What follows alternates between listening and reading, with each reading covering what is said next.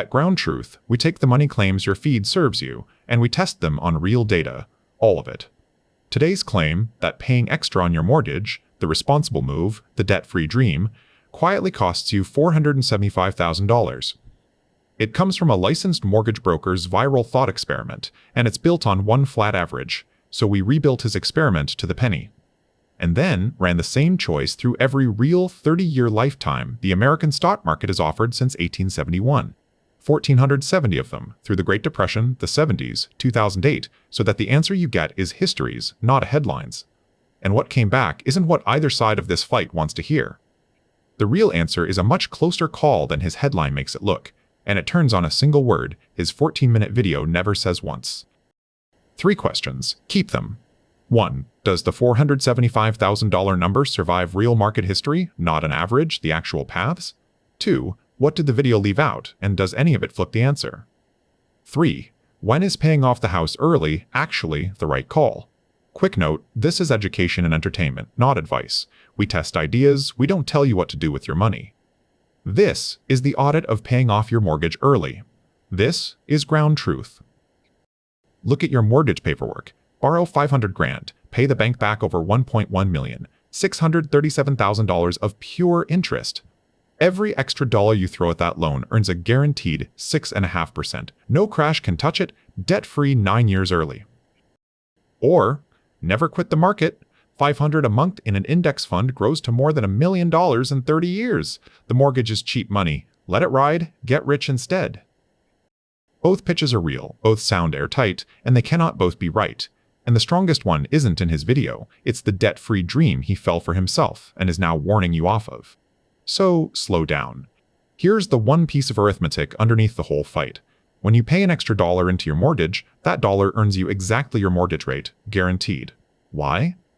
Because it's a dollar the bank can no longer charge you 6.5% on. An extra principal payment, principal being the part of the loan you actually owe, not the interest, is a guaranteed investment at your own rate.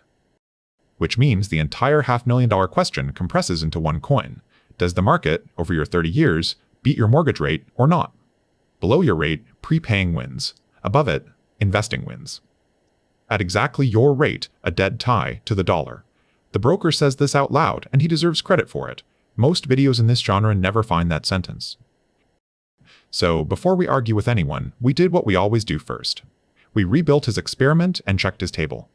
His amortization schedule, the bank's month-by-month ledger of how each payment splits between interest and the part of the house you're actually buying. That schedule is where the $637,000 lives. Loan, $500,000 at 6.5. Payment, match, $3,160.34.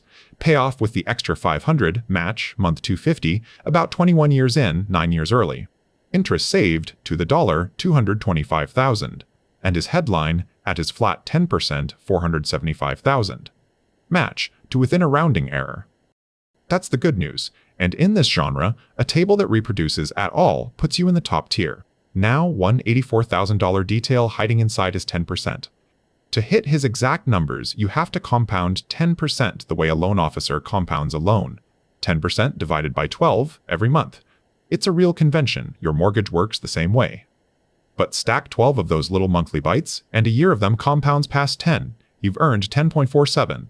That number has a name, the effective annual rate, the APY your bank prints on savings ads.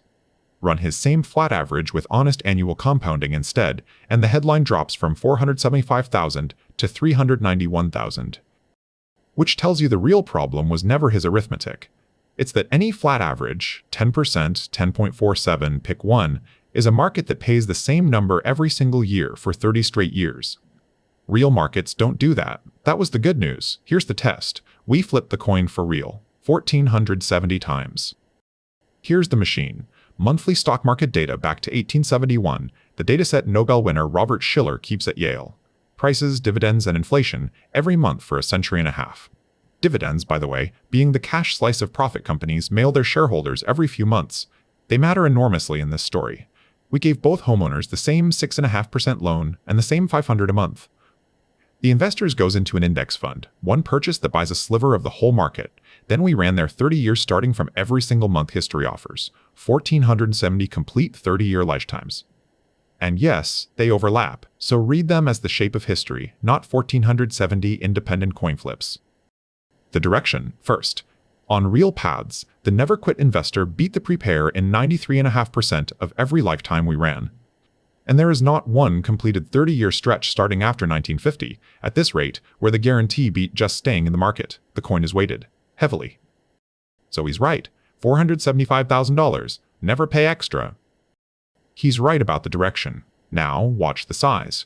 Across those lifetimes, the median, the middle outcome, half of history did better, half did worse, is a win of about $171,000. Not $475,000. A third of the headline. The 475 needs the market to hand you 10.47% every single year for 30 straight years, and the typical real path didn't. And the spread matters more than the middle. Best real lifetime, start in April 1970, catch the whole modern bull, the investor wins by over $2 million. Worst real lifetime, an 1870s start, the investor loses by $114,000. Same choice, same rate, same discipline. The only difference is which 30 years you were alive for. There's a real name for that. Sequence of returns risk. When your returns arrive matters, not just their average. That was question 1. Now question 2, and here's where we have to bring up the word. His video is 14 minutes about a 30-year investment account, and it never once says the word taxes. And to be fair, almost nothing in this genre does. A flat average model has no line for taxes to live on, but your account doesn't care what the model has a line for. Taxes shave the coin, and only ever on the market face. The prepayer's 6.5% is quiet money. Interest you simply never owe, and nobody taxes a bill that never existed. But if the investor's account lives in a regular brokerage, the ordinary, no special rules investing account, the pocket the taxman can see into, it gets clipped twice. Every year, the dividends are taxed. And for most of history, dividends were heavy, 3, 4, 5% a year. Then, at the end, selling triggers long-term capital gains tax, the tax on the growth itself. So we reran all 1,470 lifetimes with a realistic tax package, 15% off dividends as they land, 15% off the gains at the end. The 93.5% landslide becomes a 60-40 split. Investing wins 6 lifetimes in 10, and the median win becomes about $55,000. Hear the whole fall because this is the thumbnail. $475,000 down to $55,000. Still a real edge, nowhere near $500,000. And in a high-tax setup, it drifts toward a coin toss. Taxes. Nobody pays those.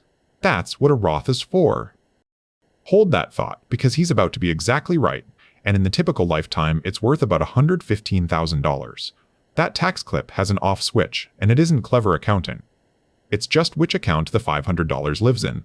Inside a Roth IRA or a 401k, the retirement accounts where growth is tax-sheltered, the 93.5 is the true number.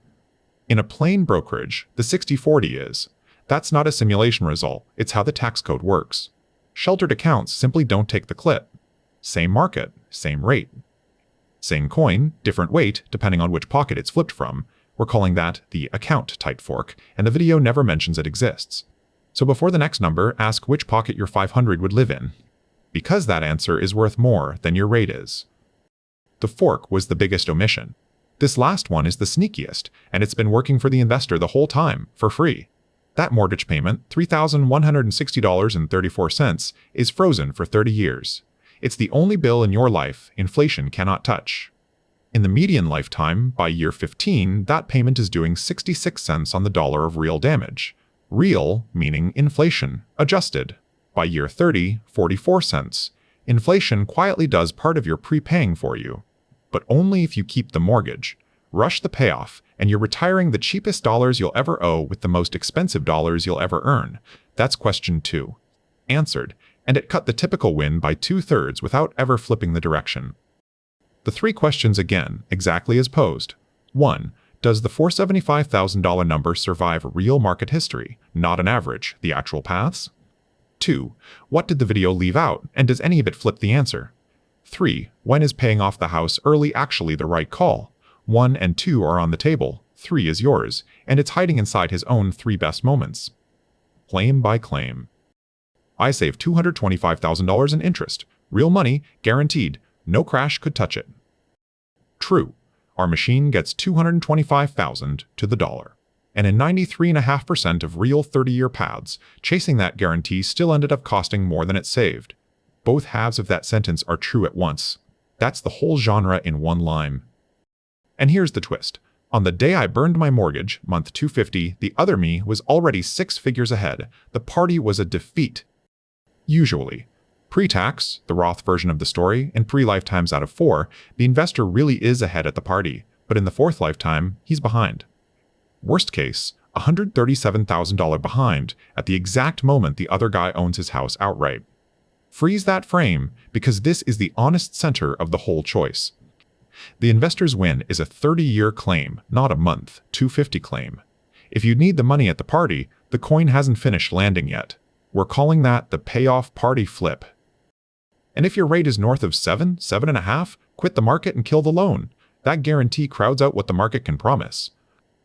Right, in a taxable account, for a reason the video never shows. Here's the bridge. The identity says the tie sits wherever the market's typical 30-year path lands. So the flip point is a fact about history, not about your loan.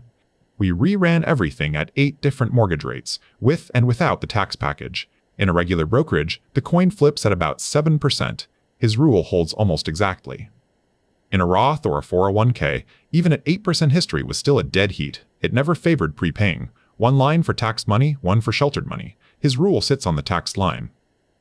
The video ignored taxes and ran a flat average, 2 omissions that happened to cancel, landing his rule on the right spot. The 7% line is real. It just belongs to taxable money. And the set-piece question, hysterics aside, was the never-quit investor skilled, or was this weather? It was weather, and the weather leaned his way in 93 lifetimes of every 100. Pre-tax, the Roth version of him, the worst lifetime in a century and a half cost him $114,000. The best paid over $2 million. His worst case cost about a 20th of what his best case paid. Small, bounded downside. Huge, open upside. The shape, not the average, is the finding. The wager resolved. Question 1. Does the 475,000 survive real history? As a number, no. It's a divide by 12 convention on a flat average, done honestly, 391,000. And honest real path history says the typical win at 6.5% was about 171,000 before tax, but as a direction, it survives everywhere. 93.5% of all history, every completed modern stretch, measured, door 1, closed. So nobody's right. Everybody's half right. That's the finding. Question 2. What did the video leave out? Taxes, inflation, and the spread of real outcomes. Inflation and the spread mostly deepen his case. Taxes cut the typical win by 2/3 in a brokerage and move the break-even a full point, the one omission big enough to change a decision. Measured. And the account type fork, which follows from the tax code itself rather than a separate run, is the piece you take home. Door 2, closed. Question 3. When is paying off the house early actually the right call? His own list, and it survives our machine. Prepay when your rate is high. Above about 7 in taxable money per the actual curve. Prepay when you're close to retirement and the coin doesn't have 30 years left to land. Prepay when the debt costs you sleep. Priced honestly as peace of mind. And prepay when you know yourself, and the 500 wouldn't have stayed invested through a crash. That last one is his behavior catch, and it's the one thing 1,470 lifetimes cannot price. A guaranteed 6.5 you actually hold beats a market average you panic sell out of. Unknowable. And he's right about it. Door 3. Why does the flat average version feel so much truer than the real one? Because the $637,000 of interest on your loan paperwork is a real, visceral, dated artifact. You can hold it. And the market average's 10% is a sentence with no crash inside it. A guaranteed number you can feel beats a distribution you can't, every time, in your gut. That's not a character flaw, it's just not arithmetic. And why does the internet keep serving you the flat average version in both directions? No villain required, just count. 1. A single huge number, thumbnails better than a distribution. 2. A 30-year verdict can't be fact-checked by anyone's comment section this decade. 3. The honest version. It depends on your account type, fits on no thumbnail, and sells nothing. The incentives print the flat number. Nobody has to be lying. The boring root cause, as boring as it is, at the rates most homeowners actually hold, the account moves the answer more than the rate does. A tax word, problem, deciding a $500,000 coin toss. Nobody thumbnails that. Your version of this decision is not his hypothetical, so take his question, upgraded by 1 word. Don't just run your rate against your runway being the years the coin still has to land. Run your rate against your account, then your runway. What survives from the wreckage, and this time, most of it. His break-even identity and extra mortgage payment is a guaranteed investment at exactly your rate. Keep that forever. His 3 catches, averages, aren't promises, behavior beats arithmetic, and prepaid equity, the slice of the house you own outright, is locked equity, all real, all honestly made. He is the rare honest end of this genre, and this audit says so on the record. And his last piece of advice? Don't quit, split. Half to the mortgage, half to the fund. We ran that too, all 1,470 lifetimes. The hedge has a real price. In the middle lifetime, it gives up about 124,000 of the winning path, but it also has a real floor. In the single worst lifetime since 1871, the splitter still ended with a paid-off house 5.5 years early and $211,000 invested. It's the version of this choice where being wrong about the market never costs you the house or the account. What would change our mind? A live bet, not a caveat. Our model is public. Run it with your state taxes stacked on, your tax bracket being the slice the government takes at your income, your rate. If a realistic tax setup pushes the taxable win rate under 50% at 6.5, the fork becomes the headline, and will say so. And if the next 30 years of returns genuinely land below mortgage rates for good, then the prepayers were right all along, and the receipts will show it. Somewhere in your feed right now, this exact choice is being settled by one flat number, in either direction. After 1,470 real tosses, here's how the coin actually lands. Weighted toward the market. Shaved by taxes. Steadied by your rate. Closer than you think, and now you know exactly how much closer. That's where the record stands today. This is ground truth. The machine is always hungry.